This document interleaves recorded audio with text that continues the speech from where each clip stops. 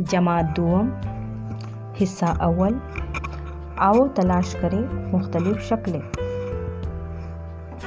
वो छुट्टी में अपना खेतों में जाना, वहाँ जाके चीज़ें खाने की पाना। जो मखरूत जैसा नज़र आ रहा है, वो गाजर ज़मीन से निकाला गया है। शाहिद ने बैगन टमाटर जो लाया था, एक गोल और एक ज़रा सा था लंबा।